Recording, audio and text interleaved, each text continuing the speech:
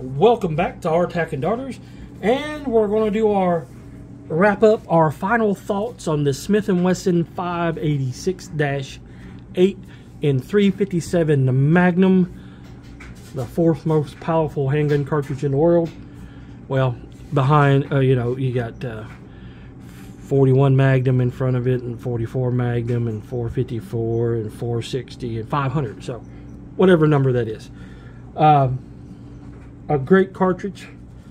I took it with some old crusty 357 mag ammo and some 38P plus ammo that were hollow point wad cutters, reverse wad cutter hollow points. You'll see them in the video. Basically, they were even with the case, and then it had a cone shape, kind of like a shaped warhead would have on the reverse side. Anyway, so let's check and make sure our Smith is unlocked and loaded.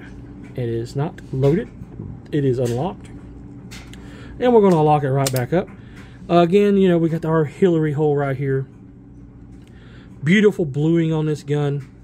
Target sights. I was shooting off on this, not like I normally do. That's because I needed to adjust the sights, but this gun belongs to a friend of the channel, a friend of mine, Mike over at the Advanced Auto Militia, and so this was his brand new purchased gun that he had in layaway. And then what's he do the day after he got it?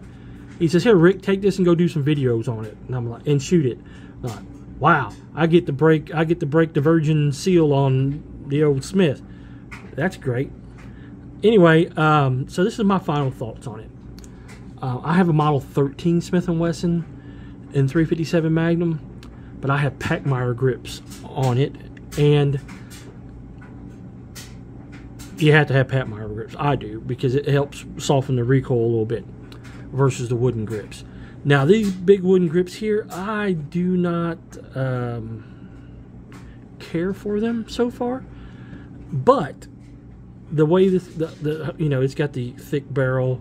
It's a L series gun instead of a K frame, so it's a little bit bigger, and it just absorbs that recoil up real good. If this was my pistol, I would put some Pachmayr grips on there, and or maybe some CZ grips or some Brownie Works. There's somebody who would probably come up with a good set of grips for this. A little bit thinner, just a little bit.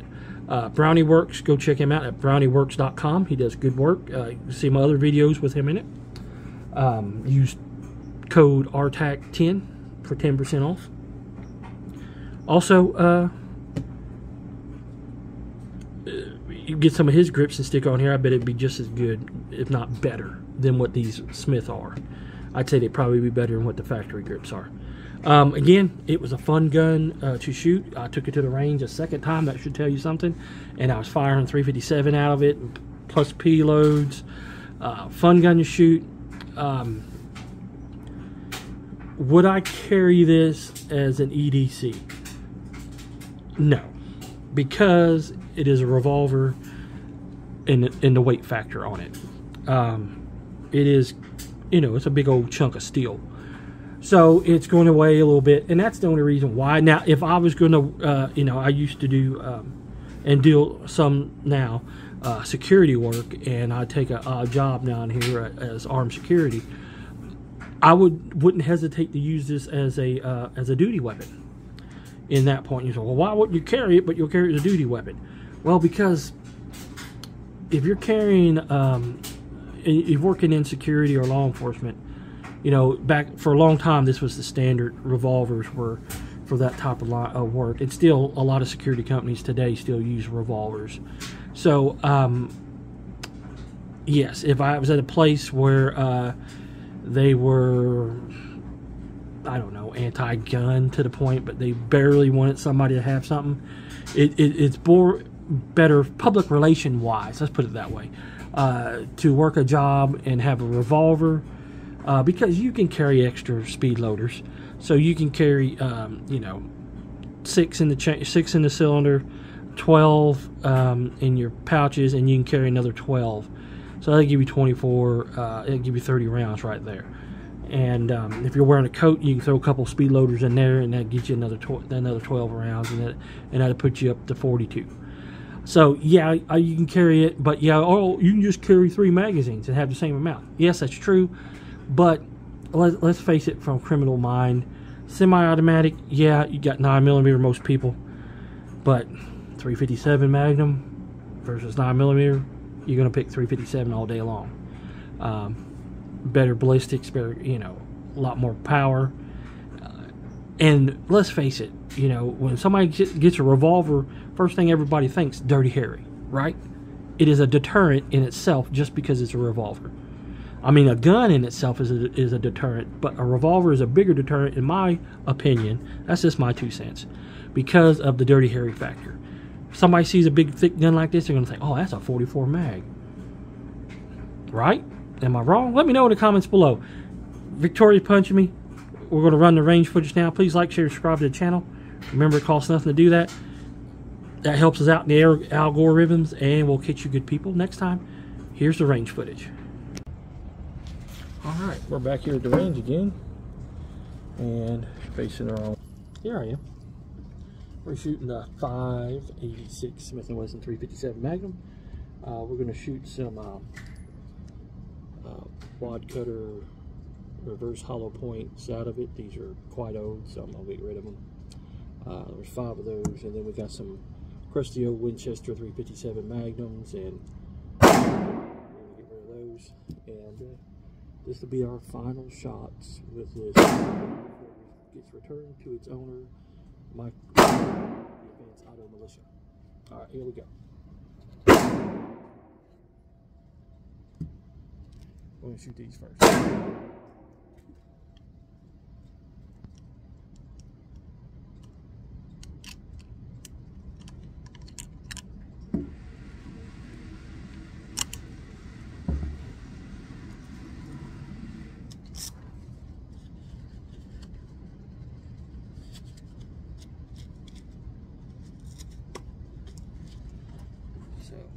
Anyway, here we go. We'll shoot double action. And we're shooting for accuracy.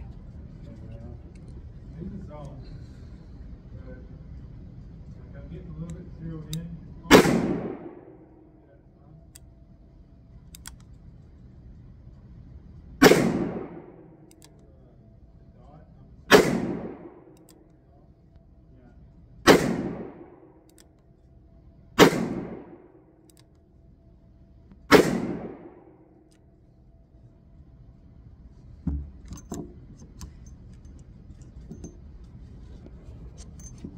.357, baby. Those old boys had some kick to them, didn't they? Let's see what these wad cutters do. I think they're 38 specials. So I'm not 100% sure. Again, I can't.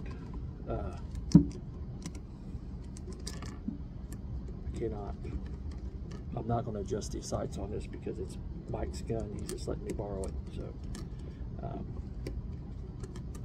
he's got it's shooting a little low for me. So we'll see. We'll shoot these 5 rounds and go from there.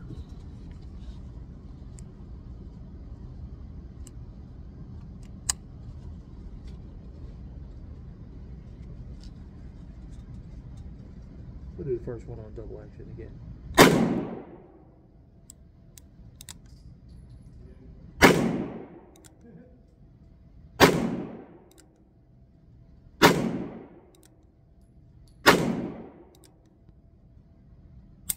Yep, that's 5.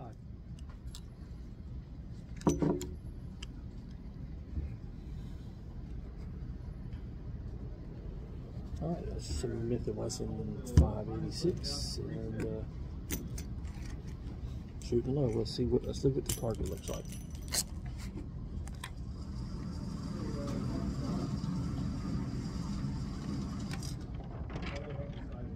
Alright, so we'll do a C.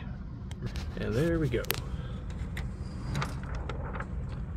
So we got 2 in the 7, 3 in the 7 ring, 1 in the 8, 2 in the 8, 1, 2, 3 in the 9, 3 in the 10 ring, and, 2 in the 10 ring, and 1 X. We're gonna count that because hey, it did break the line, right? Breaks the line, it's an X. And then these 2 right here, I was shooting 2 individual rounds that I had different loadings. And the gun, as you can see, I try to adjust. It does shoot low, but that's because it does have adjustable sights. It just has to be adjusted for it. So shoot down, should be good to go. Anyway, thanks for watching. Please like, share, and subscribe. And if you got a Smith & Wesson 586-8, let us know in the comments below. Do you like it? I do like this. It shoots really good. I would like to have a Packmeyer grip on it if it was mine. So anyway, thanks for watching.